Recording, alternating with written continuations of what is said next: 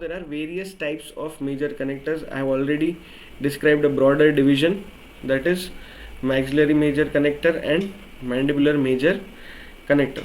So first we'll start with the maxillary major connector, where we have single posterior palatal bar, double palatal bar, single broad palatal plate, palatal strap, horseshoe connector, closed horseshoe, and complete palate. Okay, right now it might be difficult or a bit tricky to remember the names, but as we start discussing one by one, you will understand what is the chronology and how these designs have been evolved, right? So when we talk about the first one, that is your single posterior palatal strap. Okay, so the connector name is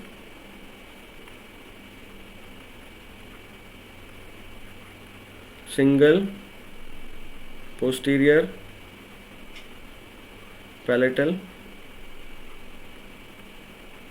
strap. Now the name itself is saying it is a single strap which is placed in the palatal area in the posterior region. So now when we see this diagram, a thin metal strap is extending from one side of the arch to the another side, right? So extending from one side to another. If we see in cross section, suppose if I draw a cross section view of the maxillary arch, anterior teeth and palate. So now if I am drawing this over here, it is kind of half oval in cross section. Okay, it is half oval in cross section. So now usually it is around 6 to 8 millimeters of thickness. Okay, so the total thickness antero-posteriorly 6 to 8 mm or maximum 10 mm, but no, 8 mm is proper. Now when something which is around only 6 to 8 millimeters broad, how many teeth can you replace using that major connector? One teeth or two teeth, one teeth on this side, one teeth on the other side. So maximum you can replace one or two teeth. Okay, maximum. Usually it is used for interim partial dentures. Okay, so small major connector. Okay, a thin palatal strap in the posterior area of the hard palate, which is around 6 to 8 mm broad, half oval in cross section, used only to replace one or two missing teeth, and usually in the state of interim partial dentures. When I talk about the disadvantages, right, everything has its own advantage and disadvantage. So the disadvantages of these major connector are poor bone support, because it is very thin and less broad, so bone support is poor. Apart from that, cannot be used anterior to premolar. Cannot be used anterior to premolar. Why it cannot be used anterior to premolar? Because again your tongue will come and it will interfere in the speech. Interferences in speech. Third disadvantage, you can only replace one or two teeth. So where there are more missing teeth, you cannot go with this major connector. You need something which is more broader.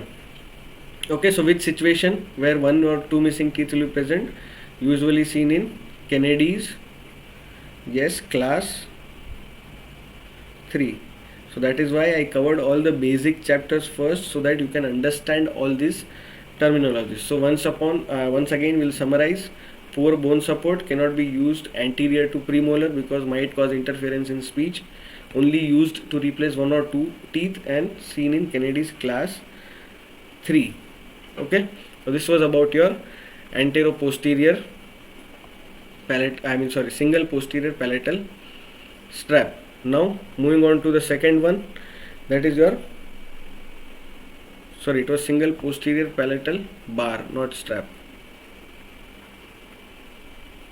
Yeah, my mistake. Now next one is palatal strap. palatal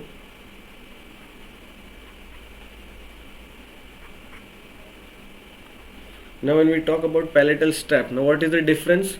The difference is that it has become more broader. So now they got a scenario where they were able to replace one or two teeth. But what if there are more teeth missing, 2 or 3 teeth missing? So in that case you have to use a broader major connector, right? So that is how we'll remember. See, as you increase the number of teeth, the design changes. Okay, it's that simple. Okay, so now the second is palatal strap. So it is a wide, thin metal plate, wide, thin metal plate, okay, running same like from one side of the arch to the other side of the arch. One good advantage of this is the width or the wideness can be decided according to the edentulous space, so it can be adjusted according to missing teeth. I can write, okay, more simple. So why I am saying, because if 2 teeth are missing you can make little broad, 3 teeth are missing you can make more broader, right? So that is how it can be adjusted. Second, one more feature of this is it is extending across 3 planes, right? We discussed something in principles of RPD designing, right? 3 planes when something is extending, that is your palatal vault and the slopes of the palate, right? So when it is extending all the 3 planes, it is good in resisting rotational movement, okay, rotational.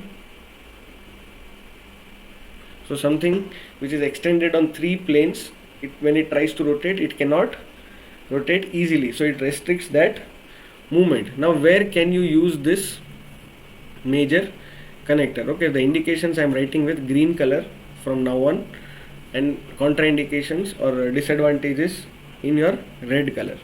Okay, indications you can write unilateral distal extension cases, unilateral distal extension cases. If any one side 2 or 3 teeth are missing, you can use this major connector, or you can also go with bilateral distal extension, distal extension, okay, but in Kennedy's class 3 mod 1.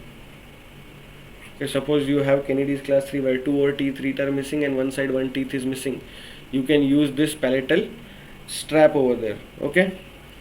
Apart from that, the advantage is it follows L-bar principle. We have studied the L-bar principles also when we studied the principles of RPD designing, right? Then good direct and indirect retention, direct and indirect retention. Why? Because it has become broad, so good support, good coverage, and moreover extending over 3 planes, so it makes it resistant to the rotational movement. So both direct and indirect retention is a good advantage for these kind of major connectors. When we talk about the disadvantages, yes, it covers more palatal area, right? More palatal coverage might be there. Then apart from that, the posterior border extends till the junction of hard and soft palate, hard and soft palate, right? You cannot keep this strap on prominent median sutures, okay. So any prominent median suture is present, you cannot keep, it will cause irritation and inflammation in that area. And lastly, as I told, irritation and inflammation, so it might also lead to papillary hyperplasia, okay. So more palatal coverage will extend till junction of hard and soft palate. The strap cannot be placed on a prominent median suture and papillary hyperplasia. Advantages: unilateral distal extension, bilateral distal extension, L-bar principle, good direct and indirect retention, also resisting the rotational movement. Okay, so these were the first two: single posterior palatal bar and palatal strap. Okay, now it is single broad palatal major connector. Okay, so now